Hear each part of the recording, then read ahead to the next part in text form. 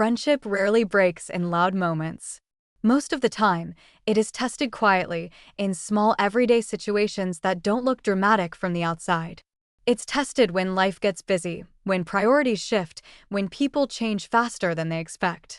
This story begins in a very ordinary place, with very ordinary people, and that is exactly why it feels familiar to almost everyone. Mark and Daniel had been friends for years. Not the kind of friendship that started with a deep conversation or a shared dream, but the kind that slowly grew through routine. Same school, same neighborhood, same jokes repeated so many times they no longer needed a punchline. They were there for each other in simple ways, walking home together, sharing food when one forgot lunch, staying up late talking about nothing important.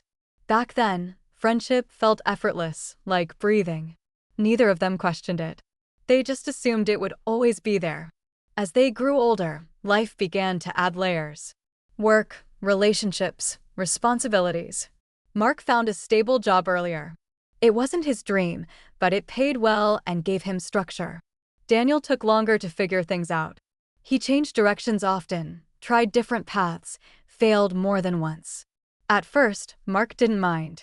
He listened, encouraged, joked about how Daniel was still searching for himself. Daniel laughed too, but somewhere inside, those jokes slowly stopped feeling light. Still, they met regularly.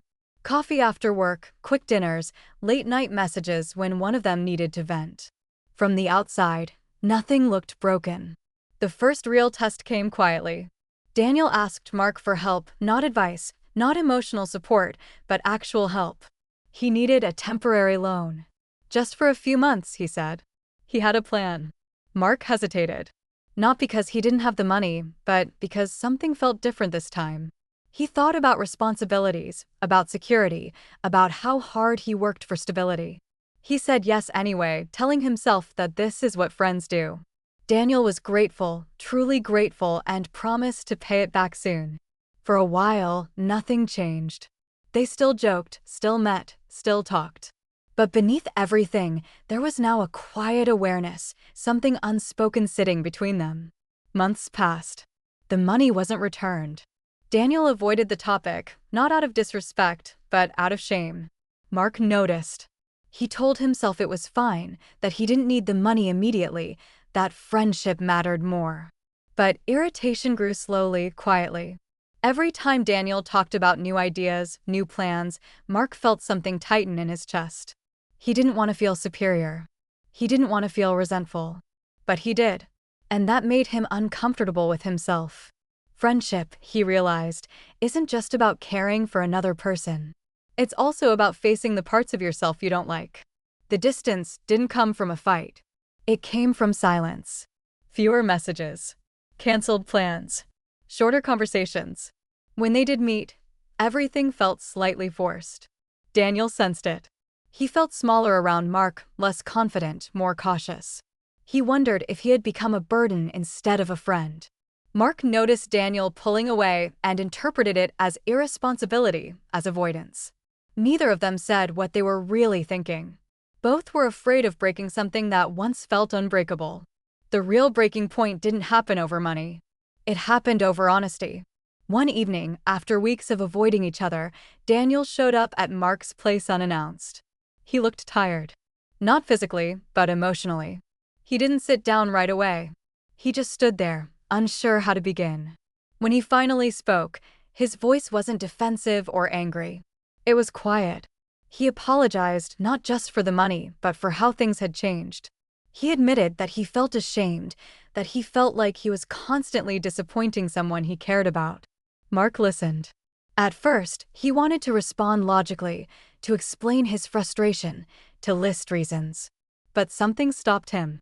He realized that the hurt he felt wasn't about money or missed plans. It was about fear that their lives were moving in different directions, fear that friendship wasn't strong enough to survive change. That conversation didn't fix everything. It didn't magically return them to how things were before. But it changed the tone. Mark admitted that he felt resentful and guilty for feeling that way. Daniel admitted that he felt judged even when Mark said nothing. They both realized that friendship doesn't disappear in one moment. It erodes when people stop being honest with each other. They agreed on boundaries, on clarity, on giving each other space without disappearing. The money issue was resolved slowly, realistically, without drama. What mattered more was that they finally said out loud what had been silently damaging them. Time passed. Their friendship didn't look the same after that. They didn't talk every day. They didn't know every detail of each other's lives. But when they did meet, the connection felt more real, less automatic. They understood each other as adults, not as versions frozen in the past. They accepted that friendship doesn't mean equal paths, equal success, or equal timing. It means choosing respect even when it's uncomfortable. It means staying when it would be easier to walk away quietly. Looking back, Mark realized that the hardest part of friendship isn't loyalty during good times. It's patience during uncertainty. Daniel realized that asking for help doesn't make someone weak, but avoiding responsibility does harm trust. Both learned that true friendship isn't proven by how long people know each other, but by how willing they are to face uncomfortable truths together.